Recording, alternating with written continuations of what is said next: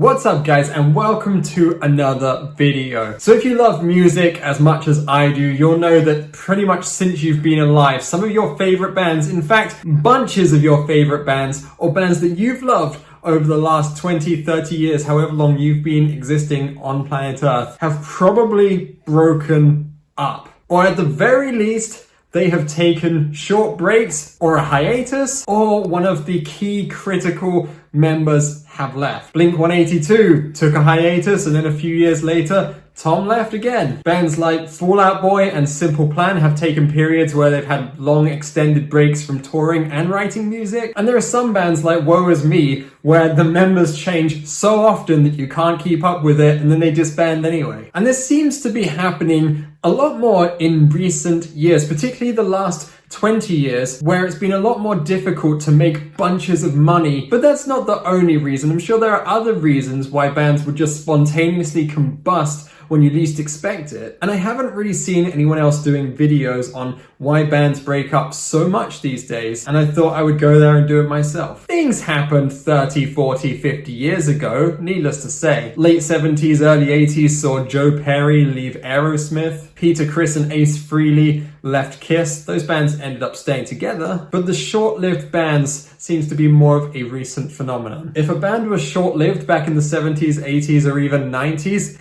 it was usually due to a member dying. So I'm going to break down all the reasons I think this seems to be happening a lot more these days. Because we've all seen movies like The Dirt on Netflix, the Motley Crue film, the biopic, and we've all seen documentaries such as the Metallica documentary. And we're seeing people going around in private jets and staying in awesome hotels, staying up all night, having all the food and the drink, the alcohol, the drugs that they could want, playing shows and hanging out all day. But you gotta understand that that is an extremely tiny, minimal part of the music industry. And a lot of it really isn't actually like that. Reason number one, financial stress and there being less money to be made. Now, this isn't going to be one of those, CDs don't really get bought anymore and tapes don't really get bought anymore and people don't buy things on iTunes anymore, so the bands aren't making money. No, that's not it at all. You see, I think streaming is good. Streaming is not a primary way to make money, but you can definitely make money on streaming services. However, what I'm talking about is the fact that a lot of bands just get into record deals where they're basically borrowing money to make a record, and even if the record does well, they're not profiting a lot from that because it's the label who are getting the money. Look at some of the biggest bands in the world. Jim Root, for example, went on record saying,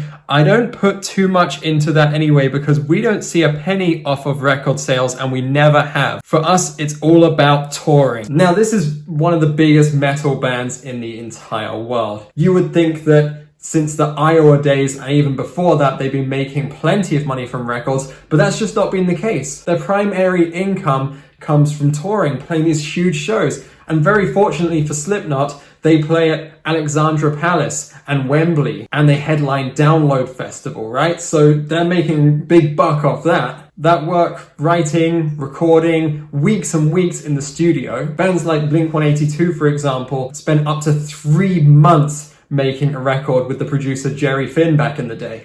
So all of that time in the studio, writing, recording, producing, mixing, getting every take perfect. They got to go and release that album and promote it by going all around the world, playing shows every single night for the vast majority of the year in order to make a living.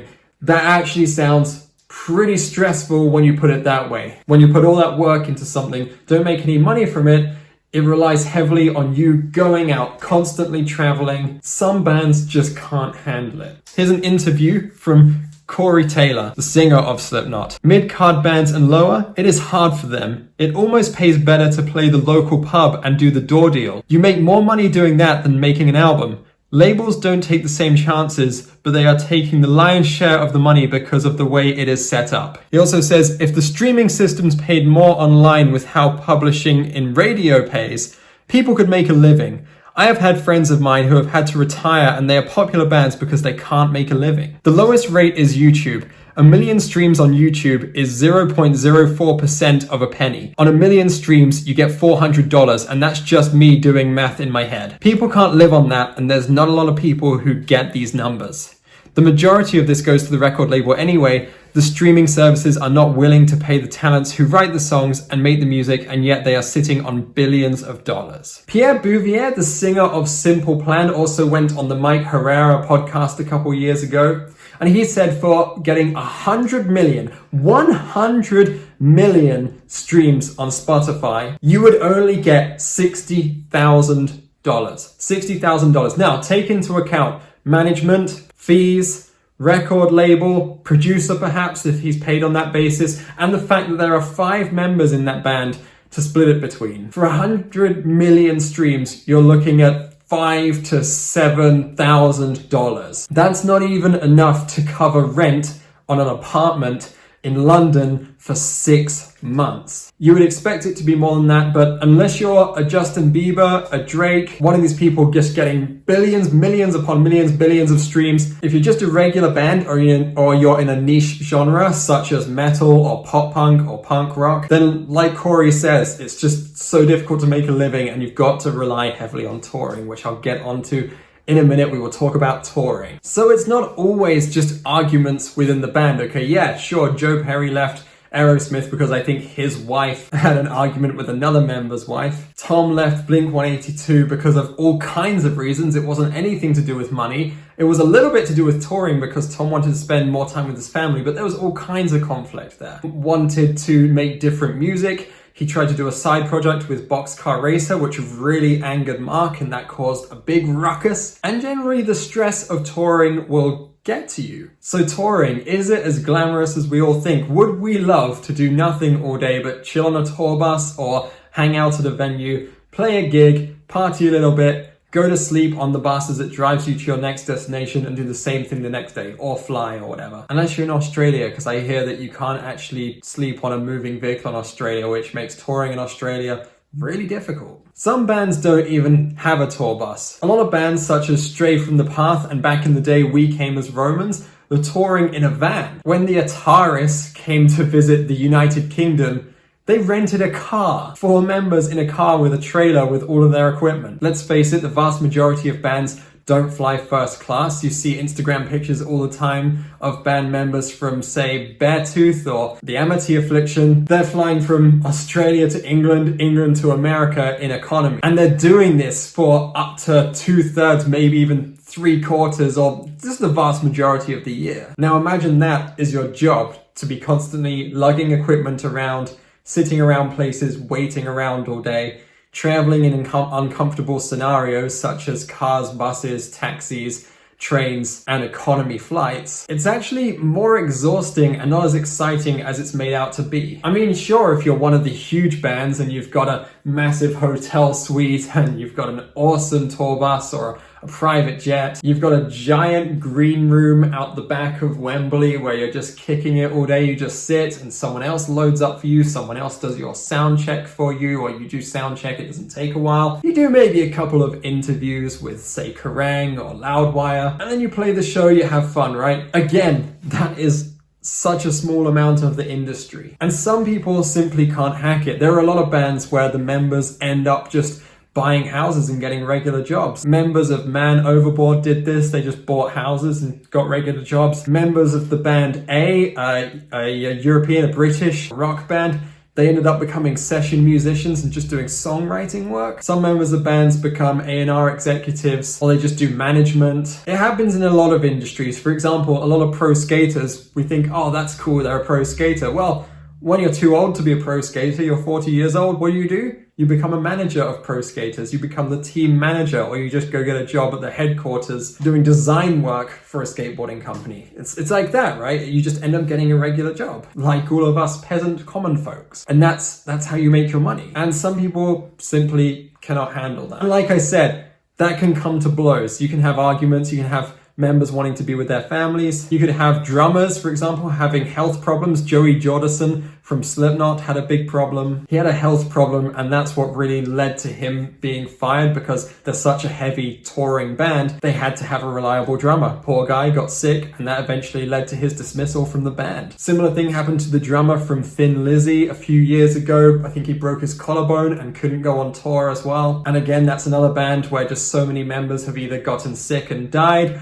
or they've had to leave, or they're exhausted from touring, or they want to retire, or they just don't want to do it anymore. And now you've got a band with 6 or 7 members of it, but only 2 of them are original members, and the others have been in it the last 5 to 10 years, even though the band is 50 years old, right? That's just the way it is. And my final and third point, music is a creative industry. Let's say you made something and you really, really love it, and you really enjoy making it. But then let's say someone says to you, you have to do that for the next 20 years. You can't do anything different. You have to do the same thing over and over and over again. It can't be heavier, it can't be lighter, it can't be softer. If you do, then the fans are going to dislike it, or the record label's going to dislike it. No one's going to watch the YouTube videos. No one's going to want to play it on their radio. No one's going to want to play it on the music channels on TV. No one's going to want to stream it on Spotify or iTunes. And the artist becomes trapped in this box where they have to produce this. This is why artists do side projects all the time. Look at Stone Sour versus Slipknot, or any of Wes Borland's dozens of bands compared to Limp Bizkit, like Big Dumb Face. That was actually pretty good albums. This is why when sometimes a band member leaves a band and starts a new project,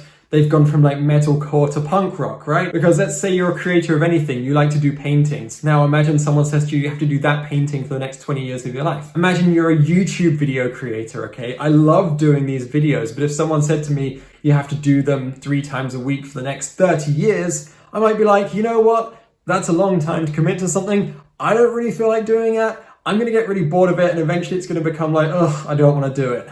That's probably why some of the YouTubers who were big in 2009 until 2013 aren't so big anymore. It's not just because the YouTube algorithm isn't picking them up and isn't showing them anymore.